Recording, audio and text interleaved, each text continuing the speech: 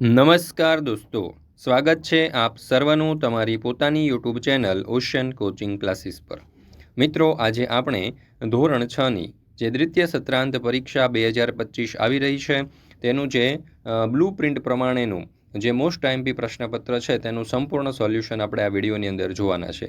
મિત્રો, આપણી આ ચેનલ ઉપર જે નવી બ્લુ પ્રિન્ટ છે તે નવી બ્લુ પ્રિન્ટ પ્રમાણેના મોસ્ટ આઈએમપી પ્રશ્નપત્ર અને અસાઇનમેન્ટ મૂકેલા છે અને આ પ્રમાણેના જે પ્રશ્નપત્ર અને અસાઇનમેન્ટ જે છે તમને બીજી કોઈ પણ ચેનલ ઉપર કે કોઈ પણ જગ્યાએ જોવા નહીં મળે તો જરૂરથી આપણી ચેનલને સબસ્ક્રાઇબ કરી દેજો અને આપણી ચેનલ ઉપર મૂકવામાં આવેલા દરેક વિષયના આજે બ્લુ પ્રિન્ટ પ્રમાણેના જે મોસ્ટ આઈએમપી પ્રશ્નપત્ર છે તેનો અભ્યાસ કરી લેજો। તમારી પરીક્ષાની તૈયારી માટે તમને ખૂબ જ ઉપયોગી થશે। ચાલો દોસ્તો, તો શરૂ કરીએ। ધોરણ 6 વિષય ગુજરાતી દ્વિતીય સત્રાંત પરીક્ષા 2025 તારીખ 16/4/2025 ને બુધવારના રોજનું જે 80 ગુણનું પ્રશ્નપત્ર છે તેનું સંપૂર્ણ સોલ્યુશન। પ્રશ્ન નંબર 1 આપેલા પ્રશ્નોના જવાબ 2 વાક્યમાં લખો। ગદ્યમાંથી 3 પ્રશ્ન પૂછાશે જેના કુલ 6 માર્ક છે। પહેલો સવાલ, છાતી સરસો ચાંપી યુધિષ્ઠિરે અભિમન્યુને શું કહ્યું? તો જવાબ આવશે, અભિમન્યુને છાતી સરસો ચાંપી યુધિષ્ઠિરે કહ્યું, બેટા, અમે જ તને બોલાવ્યો છે। દ્રોણે પદ્મવ્યૂહની રચના કરી છે તેને ભેદવાની શક્તિ અને આવડત શ્રી કૃષ્ણ, અર્જુન અને પ્રદ્યુમ્ન સિવાય કોઈનામાં હોય તો તે તારામાં છે। બીજો સવાલ, આનંદીનો કયો ગુણ તમને ગમ્યો કેમ? તો જવાબ આવશે, આનંદીને 2 રૂપિયા મળવાના કિસ્સામાં તેણે પ્રામાણિકતા દાખવી સ્ત્રી ડૉક્ટરને 2 રૂપિયા પરત આપી દીધા। આનંદીનો પ્રામાણિકતાનો એ ગુણ મને ગમ્યો કારણ કે આપણે સ્વાર્થ ખાતર પ્રામાણિકતા છોડી ચોરી ન કરવી જોઈએ, જૂઠું બોલવું ન જોઈએ। ત્રીજો સવાલ, લેખકે સાપુતારામાં શું શું કરવાનો લાભ લીધો? તો લેખકે સાપુતારામાં બાગ અને સંગ્રહ સ્થાન જોવાનો, મધમાખી ઉછેર કેન્દ્રમાંથી મધ લેવાનો, એક ટેકરી ઉપર ચડીને આથમતા સૂરજની સુંદરતા નિરખવાનો અને રાત્રે ડાંગી લોકોનું સમૂહ નૃત્ય જોવાનો લાભ લીધો।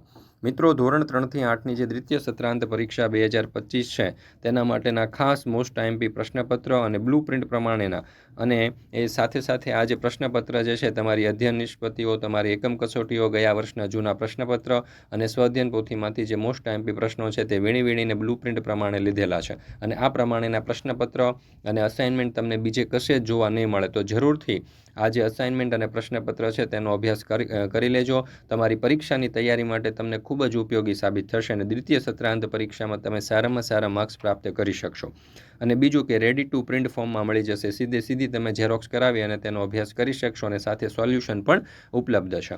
જો તમે તમારી શાળા, ક્લાસીસ, સંસ્થાના નામ સાથે પ્રિન્ટ કરાવવા માંગતા હોય તો એ પણ ઉપલબ્ધ છે। મિત્રો, આ પ્રશ્નપત્ર અથવા તો અસાઇનમેન્ટ મેળવવા માટે અહીંયા નંબર આપેલો છે 7046 22 22 54 આ નંબર ઉપર સંપર્ક કરી અને તમે મેળવી શકો છો। ચાલો દોસ્તો, શરૂ કરીએ ફરી પાછું આપણે આ પ્રશ્નપત્ર આગળ।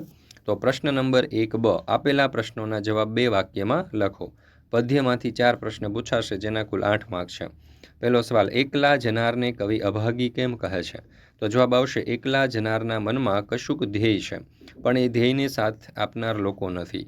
લોકો જાણે છે કે જનારનો માર્ગ સત્યનો છે, લોકોમાં એને સાથ આપવાની શક્તિ નથી, સાથ સહકાર આપવામાં તેઓ નાસભાગ કરે છે, છુપાય છે, મોં સંતાડે છે, તેથી એકલા જનારને કવિ અભાગી કહે છે। બીજું, ધૂળાના 12 સાથીઓ વિશે ટૂંકમાં જણાવો। તો ધૂળાના સાથીઓમાં તેના 2 હાથ, 2 આંખો, 2 પગ, 4 કાંટલા મળી અને કુલ 10 સાથી થાય। તેના છેલ્લા 2 ખરા સાથીદારો હિંમત અને વિશ્વાસ છે। આ 2 સાથીદારો વિના બાકીના બધા સાથીદારો નકામા સાબિત થાય। ત્રીજો સવાલ, કવિ કેવી રીતે સૌનો દીવો થવાનું કહે છે? તો જો કોઈ દીવો ન ધરે તો કવિ કહે છે કે ઘનઘેરી તોફાની રાત્રે જેમ આકાશમાં વીજળી ક્ષણિક પ્રગટીને અંધકારને દૂર કરે છે તેમ અનેકના વિરોધો વચ્ચે અંધકારમય જીવનમાં સળગી જાય તું જ જીવન પથો દીવો થા। આ રીતે કવિ સૌનો દીવો થવાનું કહે છે। ચોથો સવાલ, એક ઈડરનો વાણિયો કવિતાના આધારે હિંમતે મરદા તો મદદે ખુદા કહેવત સમજાવો। ધૂળો પોતે એકલો કોટડા ગામે જવા નીકળ્યો હતો ત્યારે વચ્ચે રસ્તામાં તેને 4 ચોર મળી ગયા। ચોરોએ તેની પાસે જે હોય તે આપી દેવા હાકલ કરી ત્યારે તેણે પોતાનો કાટલો ભરેલો કોથળો વીંજી અને ચોરોને ભગાડ્યા। એકલો હોવાના કારણે તે હિંમત હારીને બેસી ગયો હોત તો તેને ચોરોએ માર મારી અને લૂંટી લીધો હોત। ધૂળાએ હિંમત રાખીને મર્દાનગી બતાવી તો તેને ભગવાને મદદ કરી અને ધૂળો સાબુત બચી ગયો। એટલે જ તો કહ્યું છે કે હિંમતે મરદા તો મદદે ખુદા। ત્યાર પછી છે પ્રશ્ન નંબર 2, ફકરાના આધારે પ્રશ્નોના જવાબ લખો જેના કુલ 5 માર્ક છે। તો મિત્રો અહીંયા તમને પેરેગ્રાફ આપવામાં આવેલો છે. આ પેરેગ્રાફને તમારે ધ્યાનપૂર્વક વાંચવાનો છે અને એના ઉપરથી જે પ્રશ્નો છે એ જોઈએ પ્રશ્નોના ઉત્તર. એમાં પહેલો સવાલ, મૈત્રી ટકાવવા શું જરૂરી છે? તો જવાબ આવશે મૈત્રી ટકાવવા માટે ત્યાગ ભાવના અને સ્વાર્થ ભાવના વિનાની વૃત્તિ જરૂરી છે. બીજો સવાલ, સાચા મિત્ર માટે કેવી વૃત્તિ જરૂરી છે? તો સાચા મિત્ર માટે કંઈક મેળવવાની વૃત્તિ નહીં પરંતુ આપવાની વૃત્તિ હોવી જોઈએ. ત્રીજો સવાલ, સાચો મિત્ર અરીસો છે કેવી રીતે? તો જવાબ આવશે વિકલ્પ અ, તે સાચો રસ્તો બતાવે છે. ચોથો સવાલ, અવળે રસ્તે જતા મિત્ર અટકાવે છે. અહીં અવળે રસ્તે એટલે તો જવાબ આવશે વિકલ્પ અ, આપણા અવગુણો. ત્યાર પછી છે પાંચમો સવાલ, ઓળઘોળ થઈ જવું જેવો અર્થ ધરાવતું શબ્દ જૂથ કયું છે? તો જવાબ આવશે વિકલ્પ બ, ઓતપ્રોત થઈ જવું. મિત્રો, દ્વિતીય સત્રાંત પરીક્ષા 2025 તમારી પૂરી થશે એટલે તમારું વેકેશન પડશે ને આ વેકેશનની અંદર જો તમે સદુપયોગ કરવા માંગતા હોય આ સમયનો તો આપણે તમારા માટે 2 કોર્સ લોન્ચ કરેલા છે. એક છે વૈદિક મેથ્સ અને બીજું છે સ્પોકન ઇંગ્લિશ. તો ગણિત અને અંગ્રેજી આ બંને વિષયોની અંદર ઘણા બધા બાળકોને નબળાઈ રહી જતી હોય છે. હવે વૈદિક મેથ્સની ફી માત્ર 100 રૂપિયા છે, જેની અંદર તમને સરવાળા, બાદબાકી, ગુણાકાર, ભાગાકાર અને બીજી ગાણિતિક ક્રિયાઓ જે છે તમે સેકન્ડોની અંદર ફક્ત કરી શકશો એવો મસ્ત મજાનો આ કોર્સ આપણે બનાવેલો છે. અને સ્પોકન ઇંગ્લિશ જે છે એની અંદર પણ તમે બેઝિકથી લઈ, પાયાથી લઈ અને અંગ્રેજી બોલી શકો, અંગ્રેજીનું ગ્રામર તમારું પાકું થઈ જાય એ રીતનો આપણે કોર્સ બનાવ્યો છે. આગળના ધોરણોની અંદર પણ તમે ગણિત અને અંગ્રેજીની અંદર સારામાં સારા માર્ક્સ મેળવી શકો એ માટે આ બંને કોર્સ ખૂબ જ મહત્ત્વના છે. વધારે માહિતી માટે અહીંયા તમને નંબર આપેલો છે 7046222254. આ નંબર ઉપર તમે કોન્ટેક્ટ કરી અને અવશ્ય આ જે બંને કોર્સ જે છે તે કરી લેજો. તમને આગળના ધોરણોની અંદર પણ ખૂબ જ ઉપયોગી સાબિત થશે. ચાલો, ત્યાર પછી આપણે જોઈએ પ્રશ્ન નંબર 3. આપેલ કાવ્ય પંક્તિનો વિચાર વિસ્તાર કરો, જેના કુલ 8 માર્ક છે. પહેલો સવાલ, માં તેમાં બીજા બધા વગડાના વા. એટલે કે 2 કાવ્ય પંક્તિનો વિચાર વિસ્તાર લખવાનો છે. અહીંયા 3 આપણને આપી હશે. જો ખૂબ જાણીતી આ કહેવત માની મોટાઈ દર્શાવવા માટે ઉપયોગમાં લેવાય છે. કોઈ બીજાને ભલે ગમે તેટલું ચાહે પણ માની ચાહત પાસે બીજા કોઈના પ્રેમની વિસાત નથી. જો માના પ્રેમની કિંમત જાણવી હોય તો કોઈ મા વગરના સંતાનને પૂછો. બાળક પાસે તેની અપ્પર માં હોઈ શકે, ફઈ હોઈ શકે, માસી હોઈ શકે, પણ સગી માં જેવો પ્રેમ અને હૂંફ આમાંથી કોઈ ના આપી શકે. અને આ પ્રેમની ગુણવત્તામાં એટલું અંતર છે કે બાકી બધા પ્રેમના વગડાના વા એટલે કે સાવ નગણ્ય ગણી શકાય. આપણે કોઈના ઘરે ગયા હોઈએ તો તેઓ આપણને બહુ સારી રીતે રાખતા હોય પણ માની યાદ આવ્યા વિના રહેતી નથી. જમવામાં પણ માના પ્રેમની મીઠાશ જળતી નથી. મા તેમાં બીજા બધા વગડાના વા. ત્યાર પછી છે બીજું, પરિશ્રમ એ જ પારસમણી. તો જીવનમાં સફળતા મહેનત કરવાથી જ મળે છે, માત્ર મનના વિચારો કરવાથી નહીં. સૂતેલા સિંહના મુખમાં હરણો પ્રવેશતા નથી. આ સંસ્કૃત સુભાષિતમાં પરિશ્રમનો મહિમા વર્ણવ્યો છે. પરિશ્રમ વિના સફળતા કે સિદ્ધિ પ્રાપ્ત થતી નથી. સિંહ વનનો રાજા હોવા છતાં પણ શિકાર માટે પરિશ્રમ તો કરવો જ પડે છે. એક કવિએ કહ્યું છે કે મનના મહેરામણમાં સફળતાનું મૌક્તિક મેળવનાર મરજીવો એટલે ઉદ્યમ પરિશ્રમ. આ મનુષ્ય જીવન જીવવા ધરતી ઉપર નક્કર પગ રાખી સતત પ્રયત્નશીલ રહેવું જોઈએ. પરિશ્રમ એ જ સિદ્ધિનું સોપાન છે. પરિશ્રમ તો કરવો જ રહ્યો. પુરુષાર્થ એ જ પારસમણી. પારસમણી લોખંડને સ્પર્શે તો એ સોનું બની જાય છે. તેમ આપણે આપણા જીવનને સોના જેવું જો બનાવવું હોય તો પુરુષાર્થ રૂપી પારસમણીનો સ્પર્શ જરૂરી છે. ત્યાર પછી છે ત્રીજું, નિશાન ચૂક માફ નહીં, માફ નીચું નિશાન. આ પંક્તિમાં કવિએ આપણા જીવનના ધ્યેયને સરસ રીતે રજૂ કર્યું છે. દરેક વ્યક્તિએ પોતાના જીવનમાં ઉચ્ચ ધ્યેય રાખવું જોઈએ. ઉચ્ચ ધ્યેય કદાચ ક્યારેક સિદ્ધ ન થાય એવું બની શકે, પણ નિષ્ફળતાનો ડર રાખી અને નીચું ધ્યેય સ્વીકારી લેવાની વૃત્તિ યોગ્ય નથી. વિદ્યાર્થી હોય તેમણે પરીક્ષામાં ઊંચી ટકાવારી મેળવવાનું ધ્યેય રાખી અને તેને હાંસલ કરવા માટે સખત મહેનત કરવી જોઈએ.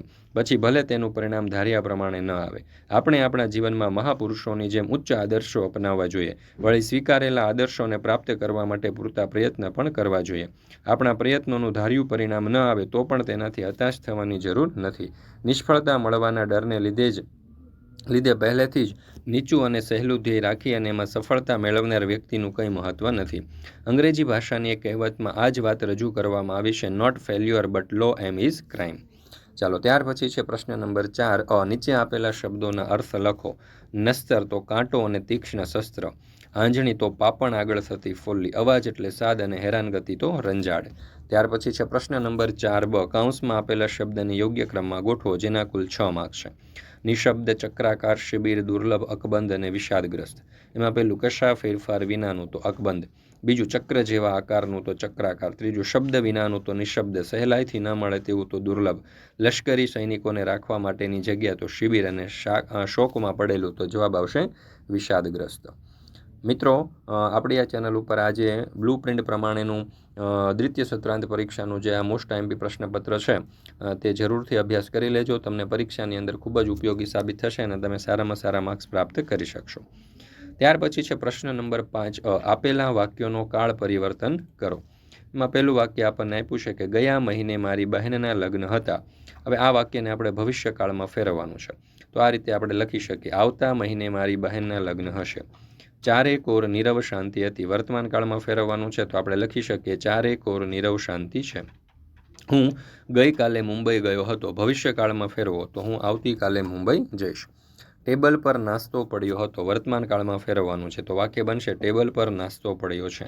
નિખિલના ઘરે રમવાની ખૂબ મજા આવી. ભવિષ્યકાળમાં ફેરવવાનું છે તો નિખિલના ઘરે રમવાની ખૂબ મજા આવશે. ત્યાર પછી છે પ્રશ્ન નંબર 5 સંજ્ઞાનું વર્ગીકરણ કરો, જેના કુલ 5 માર્ક છે. પર્વત, રાજ, રેલી, ચા, લશ્કર, ઉમંગ, દૂધ, નફરત, જંતુ અને આફ્રિકા. તો એમાં વ્યક્તિવાચક સંજ્ઞામાં આવશે રાજ અને આફ્રિકા. સમૂહવાચક સંજ્ઞામાં આવશે રેલી અને લશ્કર. દ્રવ્યવાચક સંજ્ઞામાં આવશે ચા અને દૂધ. જાતિવાચક સંજ્ઞામાં આવશે પર્વત અને જંતુ. ભાવવાચક સંજ્ઞામાં આવશે ઉમંગ અને નફરત.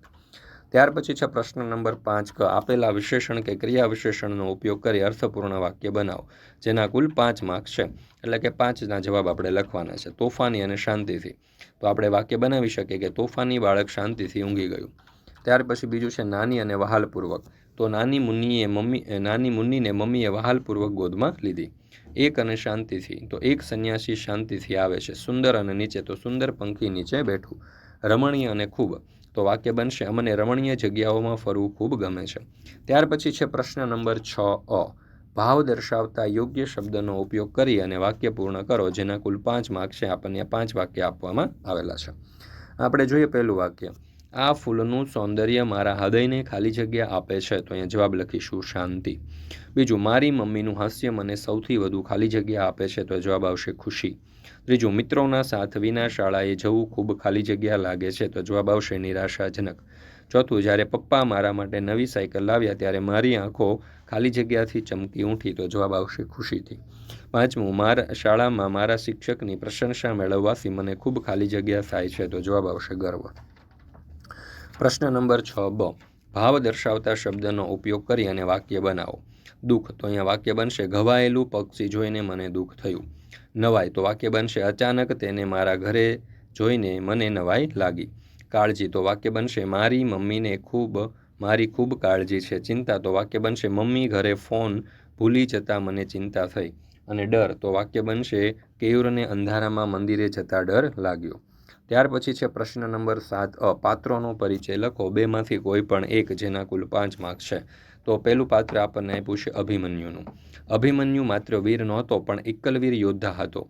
પદ્મવ્યૂહ ભેદવાનું વિકટ જ્ઞાન તેને હતું. હિંમત, આત્મવિશ્વાસ અને સાહસ તેનામાં અખૂટ હતા. પદ્મવ્યૂહ ભેદવાનું બીડું તેણે સહર્ષ સ્વીકાર્યું. ચક્રવ્યૂહમાં પ્રવેશ્યા પછી તે એકલવીર યોદ્ધાએ 6 મહારથીઓને મહાત કરી દીધા, હરાવ્યા. એક વીરને છાજે તે રીતે મૃત્યુને પામ્યો. યુદ્ધને માનવતાના મૂલ્યોને બાજુએ મૂકી અને કૌરવોએ તેનો વધ કર્યો. કૌરવોની જીત એ હાર બરાબર છે. અભિમન્યુની હાર એ જીત સાબિત થઈ. ત્યાર પછી બીજું છે ઝવેરચંદ મેઘાણી. તો ઝવેરચંદ મેઘાણીનો જન્મ 28 ઓક્ટોબર 1896ના રોજ ચોટીલામાં થયો હતો. એમના પિતાનું નામ કાળીદાસ અને માતાનું નામ ધોળીબાઈ હતું. પિતા પોલીસ જમાદાર હતા. એમની નોકરીને કારણે અનેક ગામમાં બદલીઓ થતી રહી. મોટાભાગની બદલીઓ ડુંગરાળ પ્રદેશોના ગામોમાં થઈ. તેથી ઝવેરચંદનું બાળપણ પહાડી પ્રદેશમાં વીત્યું. પોતે પહાડનું બાળક તરીકે ઓળખાવામાં ગૌરવ લેતા. 12 વર્ષની કિશોર અવસ્થાએ જ તેમણે કાવ્ય લખ્યું હતું. ભાવનગર કોલેજમાં પ્રવેશ લીધો. પોશાક અને દેખાવને લીધે સૌનું ધ્યાન ખેંચાયું.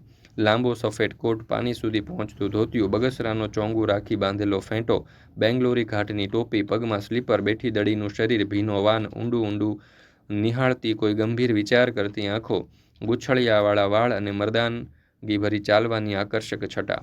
કોલકાતા ગયેલા ત્યારે ત્યાં બંગાળી ભાષા શીખીને બંગાળી સાહિત્યનો પરિચય કર્યો. રવિન્દ્રનાથ ટાગોરની કવિતાઓની અસર થવાથી તેમણે પણ કાવ્ય રચના કરવાની શરૂઆત કરી. કોલકાતાથી પાછા આવ્યા. લોક સાહિત્ય એકઠું કરવામાં પોતાનું જીવન કાર્ય દેખાયું. દુષ્કર કામ જીવન નિષ્ઠાથી કર્યું. ઢેલી બહેન, ચારણ કન્યા, હીરબાઈનો પ્રસંગ પ્રેરણાદાયી છે. એ સિવાય જટો હલકારો, કાનિયો ઝાંપડો અને આપા શાદુડ, જોગીદાસ ખુમાણ, આપો રતો, દાના ભગત, સંત દેવીદાસ કેટલા ખમીરવંતા પાત્રો એમની કલમે અવતાર પામ્યા, જેમાં સૌરાષ્ટ્રની રસધાર એક અનોખો કથા સંગ્રહ છે. આવા હતા આપણા રાષ્ટ્રીય શાયર મેઘાણી.